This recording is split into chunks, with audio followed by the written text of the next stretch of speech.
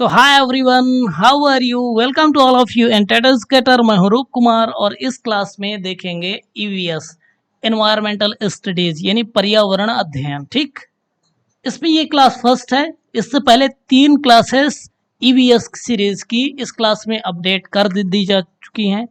इन classes का मुख्य उद्देश्य जो सीटेट है, सेंटर टीचर एलिजिबिलिटी टेस्ट, इसका जो पेपर फर्स्ट है जो कि प्राइमरी टीचर्स के लिए इम्पोर्टेंट होता है क्वालिफाई करना, तभी केवीएस जैसे एग्जाम में या कि नवोदय स्कूल में या कि ऐसे कोई भी स्कूल जहाँ पे सेंटर गवर्नमेंट के थ्रू रन होते हैं, centre board of secondary education का सिलेबस होता है।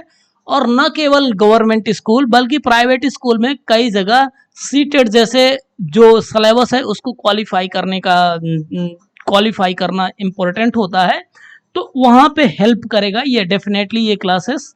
ठीक है, तो पर्यावरण की ये चौथी सीरीज है जहाँ पे एक टॉपिक हमारा पहला स्कूल। देखिए, इसमें जब हम बात कर रहे थे साइकोलॉजी या कि एजुकेशनल साइकोलॉजी में हम बात कर रहे थे सोशलाइजेशन प्रोसेस की।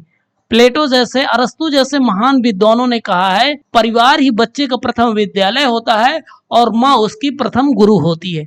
तो बहुत सारे महान विद्वानों ने माँ की महिमा और परिवार का वर्णन किया है। इससे पहले की कई बातें मैं करूं, आपको ये भी बात बता दूं, फैमिली एज अ टॉपिक के ऊपर एक बेहतरीन क्लासेस ऑलरेडी हमने रखी है जिसमें परिवार की बहुत सारी बातें और बहुत सारे सोशियोलॉजिस्ट यानी समाज शास्त्री जिन्होंने पर्टिकुलरली ह्यूमैनिटीज की एज अ ब्रांच एक है समाज शास्त्र, उसमें काम किया है। उसमें परिवार को किस प्रकार से बताया है, समाज और परिवार के बीच का कनेक्शन, परिवार के टाइप, बहुत सारी बातें की है। उस क्लास को आप देखें, अपनी अंडरस्टैंडिंग बढ़ाएं और अपनी प्रिपरेशन में हेल्प प्राप्त करें वहां से भी। इस पर्टिकुलर टॉपिक में हम देखेंगे हमारा पहला स्कूल, इसकी बातें देखेंगे, जानेंगे, समझेंगे। तो चलिए स्टार्ट करते हैं। बातें अच्छी लगती हैं तो please subscribe to TET educator ताकि हमारी क्लासें इसी प्रकार से आगे बढ़ती रहें, हम सीखते रहें, जानते रहें और एक दूसरे की मदद करते रहें। सो स्टार्ट करते हैं हमारा पहला स्कूल। जब हम विद्यालय की बात करते हैं तो फिजिकल स्कूल जो भी है, स्कूल की बात नहीं कर रहे हैं यहाँ पे। इस एनसीईआरटी को जिसने भी डिजाइन किया है, जिसने भी इस पर्टिकुलर टॉपिक को सेलेक्ट किया है, उसके बताने का कोर मतलब ही यही है कि हमारा फर्स्ट स्कूल क्या है, फर्स्ट हमारा प्राइमरी स्कूल क्या है, हमारा पहला विद्यालय हमारा परिवार। ठीक है, हमारा परिवार, ना कि वो विद्यालय जहाँ पे हम पहली बारी एडमिशन करके फॉर्मल एजुकेशन की शुरुआत करते हैं। तो हमारा पहला विद्यालय होगा परिवार। और जो हमारी फर्स्ट गुरु होगी, जो हमारी फर्स्ट टीचर होगी, हमारी माँ होगी। क्योंकि हम अधिकांश जगह ये देखते हैं, अधिकांश संस्कृतियों में, कि पैट्रियार्कल सोसाइटी में माँ ही सबसे ज़्यादा केयर टेकिंग करती है बच्चे की। और वो ही बहुत सारे गुण हैं जो सोशलाइजेशन के प्रोसेस है, अपनी कल्चर, अपनी भाषा, हमें अधिकांश बातें की जा रही मातृभाषा। ठीक है, कोई बच्चा गलत किया है तो सबसे पहले यही बोला था आपके मम्मी पापा ने, माँ आगे होगी। ठीक है, तो मम्मी पापा ने क्या सिखाया है, क्या बताया है, यानी माँ की ज्यादा जिम्मेदारी होती है बच्चे के समाजीकरण में। समाज की बातें, इतिहास की बातें, देश की बातें, अपने परिवार की बातें, अपने संस्कृति, अपने धर्म की बातें, और उसको बहुत सारे ज्ञान परंपरा से जोड़ने और कनेक्ट करने की। यही बात यहाँ पे एनसीईआरटी में रखी गया है, बच्चों को ये बताना कि आपका फर्स्ट स्कूल कौन था। तो बच्चा क्यूरियस होगा कि कौन सा, यही जहाँ पे हमारे ना, आपका पहला स्कूल ये नहीं है। आपका पहला स्कूल कौन सा है, आपका परिवार। और आपका सबसे पहले शिक्षक कौन है, आपकी माँ।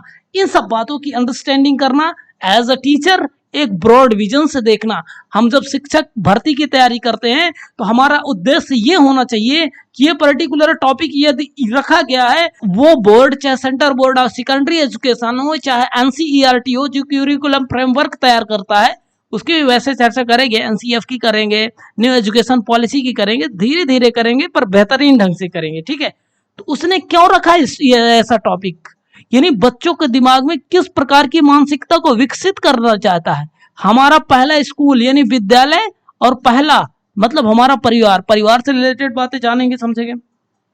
अब देखिए कुछ ग्राफिक्स और कुछ कंटेंट को शुरू करते हैं और उनका एनालिसिस करते हैं, ठीक है। तुम्हें घर में प्यार से किस नाम से बुलाते हैं? हमारे परिवार में हमारा नामकरण का संस्कार होता है।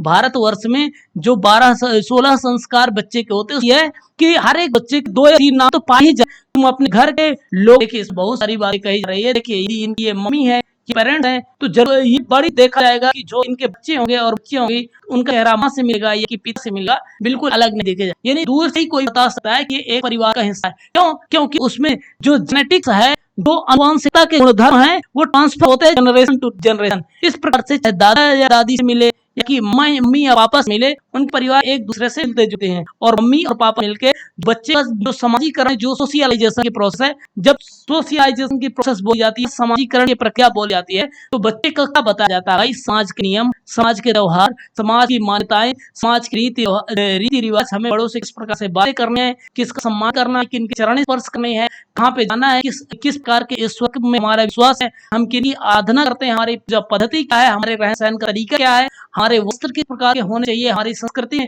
किस प्रकार के वस्त्रों को मान्यता मिलती है, और हमारे जो अध्ययन की पद्धति है वो किस प्रकार से है, हमारा भोजन किस प्रकार से है, हम किस प्रकार के पर्वों को किस प्रकार से मनाते हैं, ये सभी बातें बच्चे के सामाजिकरण का हिस्सा होते हैं। इन चीजों के बारे में मम्मी बहुत ज्यादा अच्छे से बताती हैं। हमारी दादी छोटी छोटी कहानियों के माध्यम से, जो पंचतंत्र की कहानियां होती है, वहां से हमारी संस्कृति का, हमारे नैतिकता का, हमारी नीति के जो आचरण होते हैं, जो बहुत बड़े बड़े नीति शास्त्री हैं, चाणक्य, कौटिल्य जैसे बहुत बड़े बड़े नीति शास्त्री हैं, शुक्राचार्य जैसे बड़े बड़े नीति शास्त्री हैं, उनके छोटे छोटे जो बीज होते हैं, जो उनकी छोटी छोटी मान्यताएं, उनकी जो विजडम होती है, वो परिवार से छोटी छोटी कहानियों के माध्यम से, अलग अलग फॉर्मेट में, अलग अलग कोट्स के माध्यम से बच्चों के दिमाग में ट्रांसफर करते जाना, उनके अंकुरण बोले जाना, एक सच्चे और अच्छे परिवार का हिस्सा हुआ है। यदि आप समाजशास्त्री बिल्कुल एकेडमिक्स की भाषा में देखें तो परिवार ये क्या है? तो परिवार एक समूह है। क्या? एक छोटा सा समूह है। क्योंकि परिवार संयुक्त परिवार भी क्यों ना हो, पर उसमें नंबर ऑफ मेंबर की संख्या ज्यादा नहीं होती। परिवार समाज का एक छोटा सा समूह है। पहले तो समाज की अन्य इकाई है और छोटी इकाई है।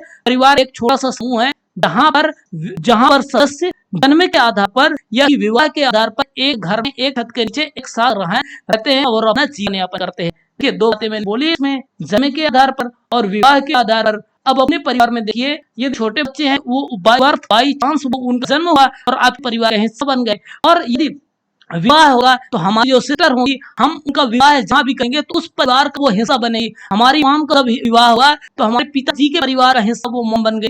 जन्म के आधार पर, विवाह के आधार पर जो एक के नीचे एडॉप्टेशन भी आप सकते हैं, पर एडॉप्टेशन का एक तीसरा पॉइंट ऑफ व्यू हो सकता है, प्रोविजन हो सकता है। पर मूल रूप से इन्हीं 2 संबंधों के आधार पर एक परिवार सामान्य रूप से विकसित होता है। देखिए परिवार में जो व्यवसाय होते हैं, व्यवसाय प्रोफेशन, देखिए जो प्रोफेशनलिज्म, इंडस्ट्रियलाइजेशन की वजह से, औद्योगिकरण से, यानी कल कारखानों के विकास से, अलग अलग प्रोडक्ट्स के निर्माण से प्रोफेशनलिज्म होगा। इससे पहले की संस्कृति क्या थी? जनरेशन बहुत सारी बातें की है। जैसे कि आप प्राइम मिनिस्टर ने जो करंट जो हमारा इंडिपेंडेंस है, उसमें विश्वकर्मा जयंती में बहुत सारे जो जनरेशन टू जनरेशन